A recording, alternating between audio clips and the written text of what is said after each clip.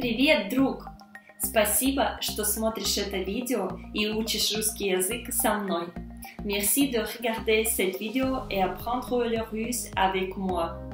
Aujourd'hui, сегодня, nous allons apprendre les jours de la semaine et différentes structures avec les jours de la semaine.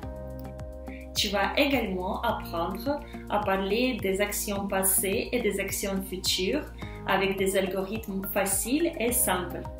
On y va, поехали! Nous utilisons la préposition «в» avec les jours de la semaine pour dire quand une action se passe. Répète après moi. Lundi, понедельник, в понедельник.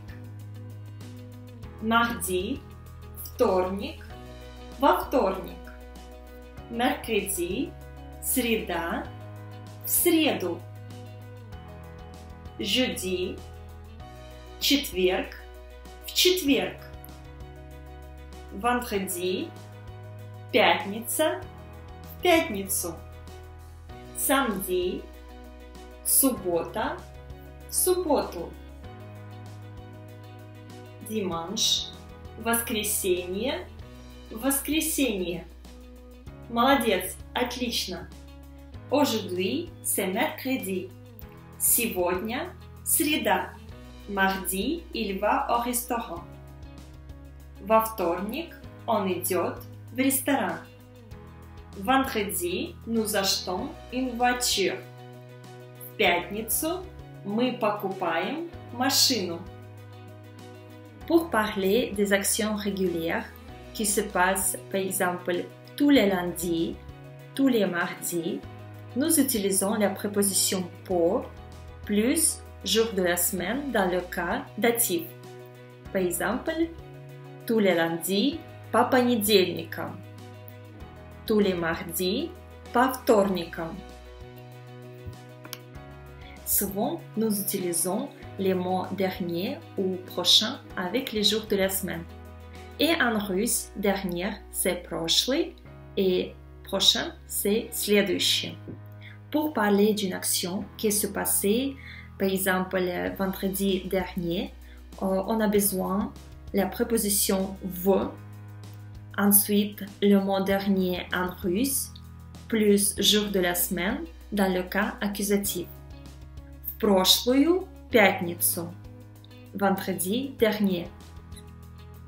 Et pour parler d'une action qui va se passer, par exemple dimanche prochain, on a besoin de l'algorithme avec la préposition «в», le mot prochain en russe следующий, plus jour de la semaine dans le cas accusatif. Par exemple, dimanche prochain, следующее воскресенье. Mais pour dire en russe la semaine dernière ou la semaine prochaine, on a besoin d'un autre algorithme avec la préposition «на» plus le mot dernier ou le mot prochain en russe plus le mot semaine, неделя, dans le cas prépositionnel. La semaine dernière, на прошлой неделе. Et la semaine prochaine, на следующей неделе. Répète après moi. На прошлой неделе, на следующей неделе. Lorsque nous parlons des actions passées, nous utilisons l'algorithme suivant. Le chiffre cardinal plus l'indication de la durée dans le cas génitif plus назад. Le mot назад correspond à un algorithme en français il y a. Par exemple, il y a 3 jours, 3 дня назад. Il y a 2 semaines, 2 недели назад. Il y a 5 minutes, 5 minutes назад. Lorsque nous parlons des actions futures, nous utilisons l'algorithme suivant. Через, dans, plus chiffre cardinal, plus indication de la durée, dans le cas génitif. Dans 3 mois, через 3 месяца. Dans 6 semaines, через 6 недель. Dans 7 heures, через 7 часов. Отлично. Regardons ensemble des exemples. Elle va venir dans 3 semaines. Она приедет через 3 недели. Il a acheté une voiture il y a 2 jours. Он купил машину 2 дня назад. Je l'ai vu la semaine dernière. Я видел его на прошлой неделе. J'ai mangé il y a 20 minutes.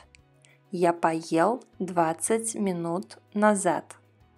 Elle va m'appeler la semaine prochaine. Она позвонит мне на следующей неделе. Tous les lundis, nous avons des cours de russe. По понедельникам у нас уроки русского. Je serai au bureau dans 3 heures. Я буду в офисе через 3 часа. J'espère que cette vidéo vous a été utile. Répétez des algorithmes qu'on a vus aujourd'hui plusieurs fois.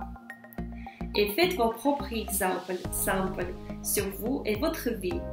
Je crois en vous et en votre succès dans l'apprentissage du russe. До скорого! Пока-пока!